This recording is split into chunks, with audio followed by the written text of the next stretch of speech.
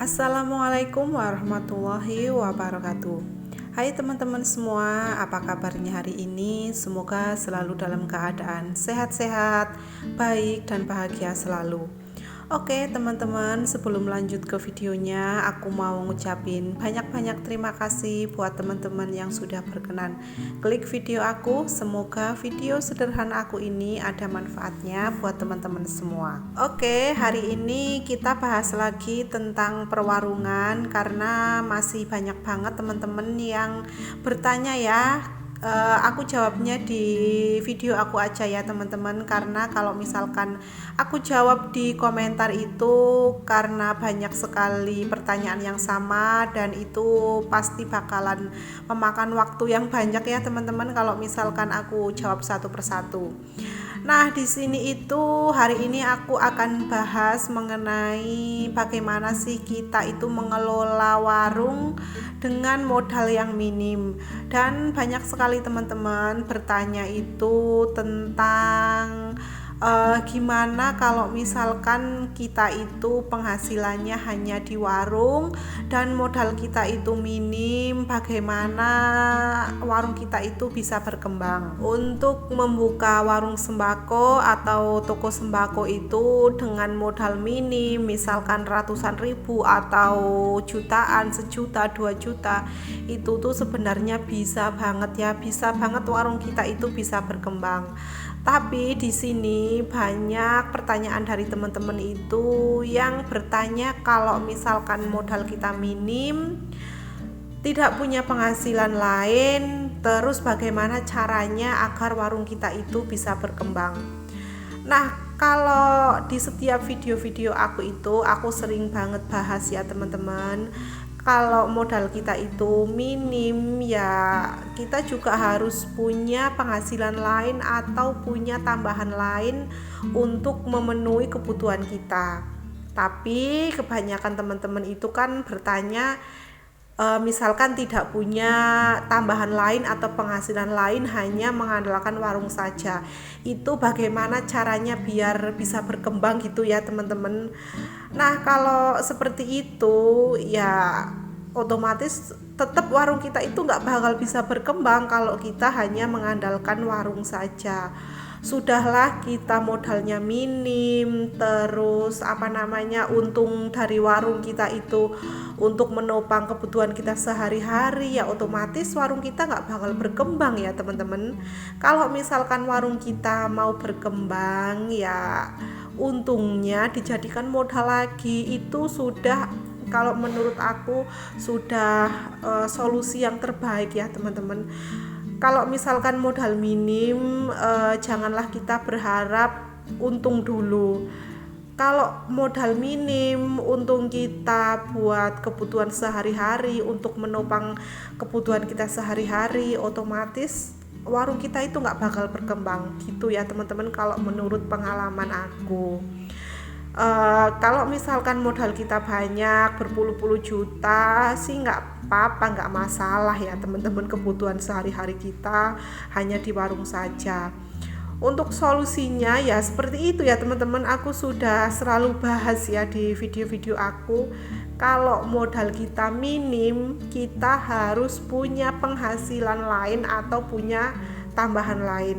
Misalkan suami istri gitu ya, yang mengelola warung bisa istrinya, nanti suaminya bisa cari tambahan lain, bekerja yang lain atau bisa jualan yang lain untuk menopang kebutuhan sehari-hari.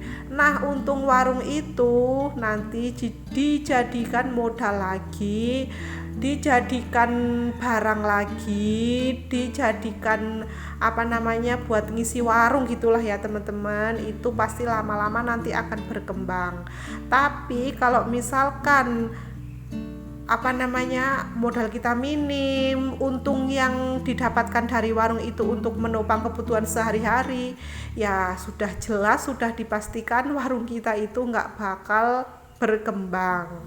Mungkin seperti itu solusi dari aku menurut pengalaman aku ya teman-teman.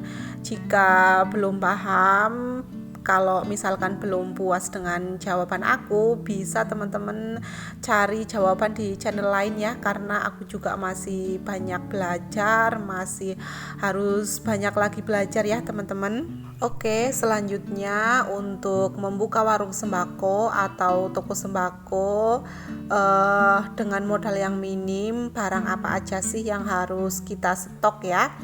Nah, kalau menurut pengalaman aku ya stok yang misalkan setiap hari ibu rumah tangga cari, atau yang sering kita pakai. Yang sering kita pakai sendiri gitu ya teman-teman. Misalkan di dapur kita itu biasanya pakai apa aja sih? Ya seperti minyak goreng, terus gula pasir, gula merah, tepung-tepungan.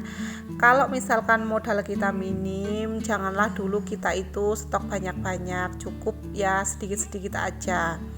Dan selanjutnya persabunan ya teman-teman. Sabun itu kan banyak sekali jenis macamnya ya. Bisa kita stok sedikit-sedikit dulu, karena kita itu kan kalau masih pemula, masih awalan membuka warung, belum tahu apa aja yang dibutuhin sama warga sekitar ya. Bisa kita stok sedikit-sedikit dulu, misalkan yang paling populer gitu ya. Biasanya kebanyakan itu pakainya Soklin yang bubuk ataupun Soklin yang cair itu ya, Soklin yang liquid. Bisa teman-teman stok itu sedikit dulu, misalkan yang bubuk 6 pieces atau berapa gitu ya, maksimal 10 pieces aja dulu. Nanti kalau misalkan banyak peminatnya bisa ditambah lagi. Dan biasanya itu yang banyak diminati ya kalau di warung sekitar aku itu ya biasanya Soklin, Daya gitu ya, yang murah-murah aja ya teman-teman. Dan itu kita belinya yang bungkusan kecil aja dulu, yang bungkusan 5 ribuan dulu ya. Nanti kalau misalkan ada pelanggan kita yang minta besar, bisa kita besoknya bisa kita readykan.